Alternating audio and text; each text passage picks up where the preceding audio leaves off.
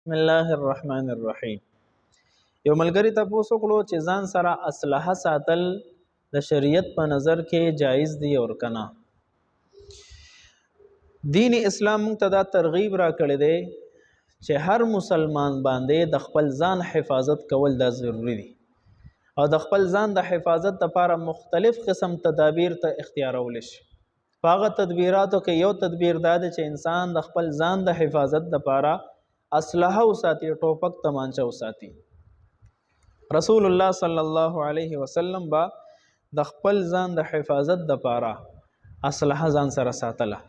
بخاری شریف روایت حضرت انس فرمای کان النبی صلی الله علیه وسلم احسن الناس واشجع الناس ولقد فزع اهل المدینه لیلة فخرجوا نحو الصوت فاستقبلهم النبي صلى الله عليه وسلم وقد استبرأ الخبر وهو على فرس لأبي طلحة عريا وفي عنقه السيف وهو يقول لم ترعوا.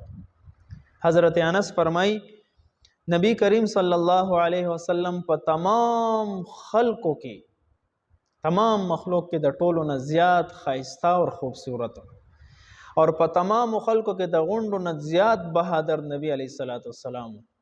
یو ځل په مدینه منوره کې چغې شوې د دشمن د راتلو، نو د غبراهټ په وجه باندې د مدینه خلک بار وروتل چې د دشمن تالاشو کې هم ناسام نه وکړي.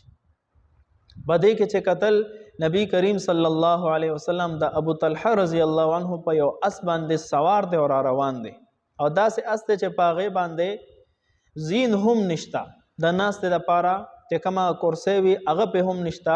نبی علیه صلات وسلام په هغه اس باندې ناست دی او روان دی او توره وسره په لاس کې ده، یا روایت مطابق توره د اس هغه سټ ته زوړنده کړې شوې ده. نو دومره بهادر چې خلک راتلل نبی علیه صلات وسلام د ټولو نه مخکې وتی دی او د دغه دشمن تلاش یې کړی دی چې اهل مدینې ته څه نقصان ونه رسیږي. یو خو د نبی کریم صلی الله علیه وسلم بهادری معلومه شوه، کمال بهادری. دویمه ده چې د ضرورت په وجه باندې د خپل ځان د حفاظت لپاره اسلحه، توره، ډال یا نن سبا تمانچه یا ټوپک وغیره ساتل دا بالکل جایز دی. بیا نبی علیہ السلام ته وفرمایل لم تراعوا، مه یریږئ، هیڅ خوف مه کوئ، هیڅ قسم مسله نشته. علماء لیکلي دي چې د ضرورت په غرض خو بالکل اسلحه ساتل شي. کو یو انسان اسلحه ځان سره ساتي او نیت یې دا وي چې زه به په قتل عام کوم، ډاکه به اچوم، غلا به کوم وغیره نور څه داسې بد عزایم دي، نو دا بد عزایمو او د بدو کارونو شریعت به اجازت نه ورکوي.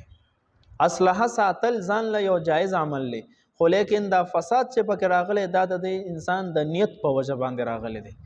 یو انسان ځان سره یو چاړه ساتي په کور کې، خپل ضرورت پې پوره کوي، بالکل صحیح دی، خو لیکن هم دکه چاړه باندې کو دا قتل عام کوي، څوک پې وخي، نو دا د انسان د عمل وجه ده، د عمل خرابې دی، فساد د عمل په وجه راغلی دی، نه د دې په وجه چې چاړه کې فساد پروت دی. نو بدې نیت باندې اسلحه ساتل چې زه به چاله تکلیف ورکوم، نو دا قسم نیتونه عند شرع مضموم دي او د دې شریعت اجازت نه ورکوي. خو لیکن یاد ساته چې کلم اسلحه ساتي په کم ملک کې اوسېږي، نو د هغه ملک د قانون پاسداري هم پتا باندې لازم ده. ته د ضرورت په وجه اسلحه ساتي او ځان سره یې ګرځې، نو د قانون پاسداري دا ده چې د دغه اسلحې لایسنس د حکومت د طرف نه یو اجازت نامه او لایسنس وغیره تا سره وي. کو چېرته دغه لایسنس نه یا اجازت نامه نه او ته ساتې، نو دا هم قانونا جرم حسابېږي. د دې په وجه باندې قانون تا ته سزا هم درکولی شي. د دې وجه نه د قانون پاسداري هم ضروري ده اور په دې ضمن کې د شریعت پاسداري د ټولو نه اوله او ضروري ده. والسلام.